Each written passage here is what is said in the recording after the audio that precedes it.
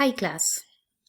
So today we are going to talk about the brain, and we will look at the superficial structures and then look into the deeper structures later.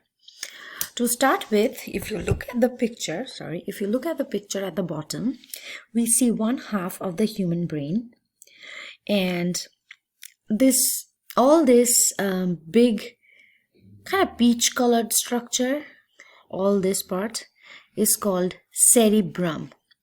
That's cerebrum. Okay. Then here the brownish colored structure is called cerebellum. So we have cerebrum and cerebellum. And then this structure that moves inferiorly and actually forms a spinal cord, that's called the brainstem.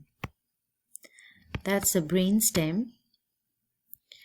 And then if you look into a sagittal section of the brain, sagittal section, this is called the diencephalon. This is called diencephalon. I want you to know that these are the four main parts of the brain. So we have the big cerebrum, then we have a cerebellum, then the part that it looks like a stem and it moves inferiorly to form the spinal cord, that's called the brainstem. And then in a sagittal section, we have the diencephalon. All right. Now we will look at the different lobes that make up the cerebrum. There are actually 5 lobes that there are 5 lobes of the cerebrum, and let's talk about these 5 lobes. All right. Anteriorly, this lobe is called the frontal lobe. Posteriorly, this lobe is called the occipital lobe. Laterally, this lobe is temporal lobe. And this lobe is the parietal lobe. So these are the 4 lobes. Where is the 5th one? If you pull out the temporal lobe, deep to that you will have the insula, which you cannot see here. All right, a few other structures. Now let's look into the sagittal section, which is the top model, the model on top, and let's try to identify different parts. Okay, so this is the cerebellum, as you see. Purple. This is the cerebellum. Okay, this white part, pay attention to my drawing. This part is called corpus callosum. Corpus callosum, and this part is actually made up of axons, and the corpus callosum actually keeps the 2 halves of the cerebrum together. So it's a junction between the 2 cerebral halves. That's the corpus callosum. Now I will use a different color. Just use yellow. If you look at this part, this is called the thalamus. What is this called? Thalamus. I should not have used the yellow. That's the thalamus. If I should use another color, if I just point to this area, this is hypothalamus. And then posteriorly, do you see a little pink structure like here? This is called, the pink area is called the pineal gland. That's the pineal gland. This gland secretes melatonin that regulates our sleep cycle. What's the point? The thalamus, the hypothalamus, and pineal gland is actually part of the epithalamus. You will learn more about that in lecture. But thalamus, hypothalamus, pineal gland, together they make up the diencephalon. They are all part of the diencephalon. Thalamus, hypothalamus, pineal gland, part of the diencephalon. Good. All right. What else do we see here? If you look, oh my God. Okay. Okay, let's go to another picture. Now let's take a look here. If I shade all this area, this is the brainstem. Okay. Now the brainstem has three parts. The superior part, if I shade this part, this is called midbrain, also known as mesencephalon. This bulging anterior part is called the pons, and the elongated, this part that moves downward, this is called medulla oblongata. Medulla oblongata. The medulla oblongata moves inferiorly to form the spinal cord, as I mentioned before. One more time, let's label a few other structures. The white part labeled as number 5, that's your corpus callosum. Then this part right here is the thalamus. Can you tell me what this part is? If you think hypothalamus, then you were right. That's hypothalamus. This pink gland here is pineal gland. Cerebellum, as you see. And then, do you see this line or this tiny duct here? This is called cerebral aqueduct. Cerebral aqueduct. And this structure is called the fourth ventricle. We will talk about this more a little later, but right now I'm just labeling. So we have cerebral duct and fourth ventricle. Good.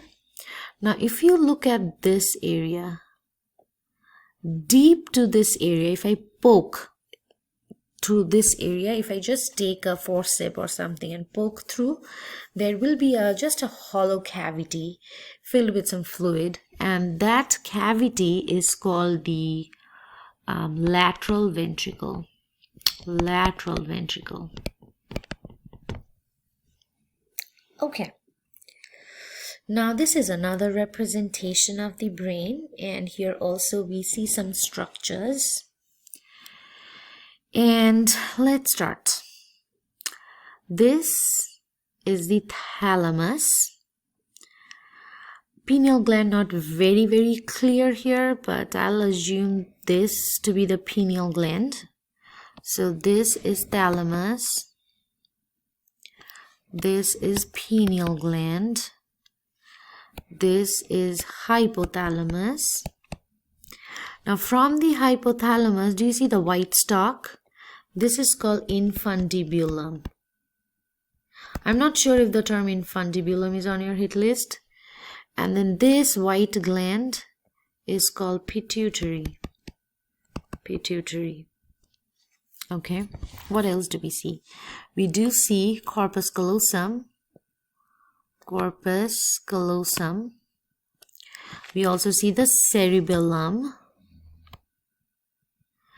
Then we see the brainstem, right? All this part is the brainstem. Now if you look at the brainstem, this is the midbrain. Then this is the pons. And this is medulla oblongata. Oblongata. And deep to this green structure, you will have lateral ventricle.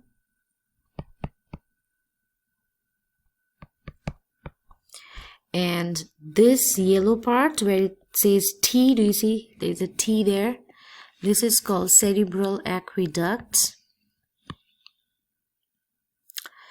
Then this is the fourth ventricle.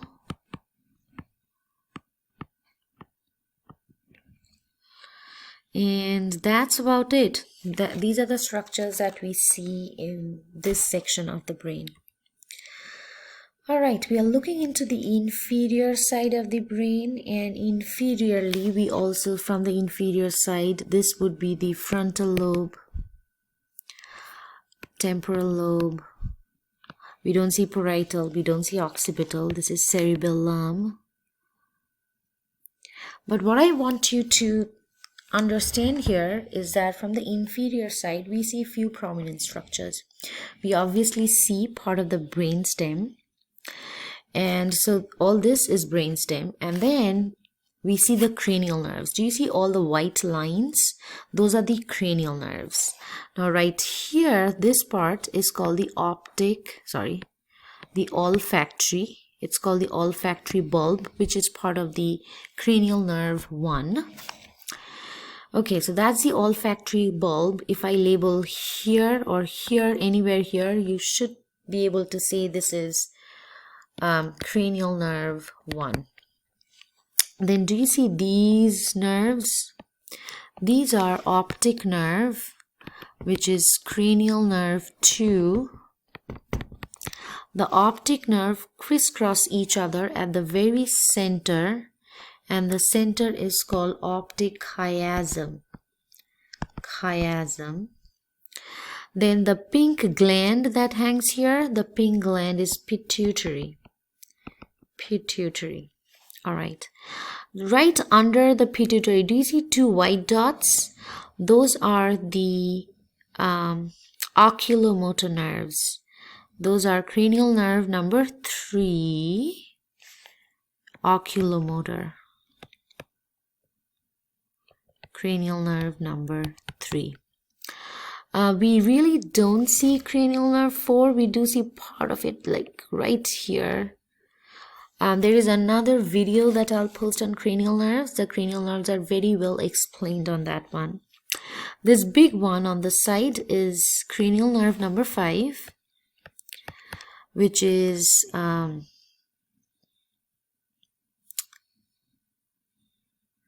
trigeminal. Class, one thing, for the cranial nerves, you don't only have to know the nerve name and number, but also you have to know the function. And again, a detailed video will be posted for you to learn in depth about the cranial nerves.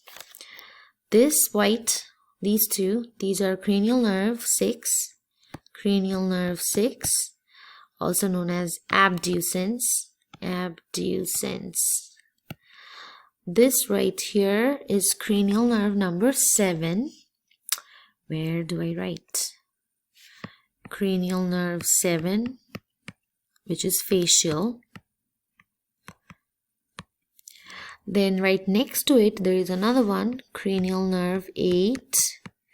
That's vestibulocochlear.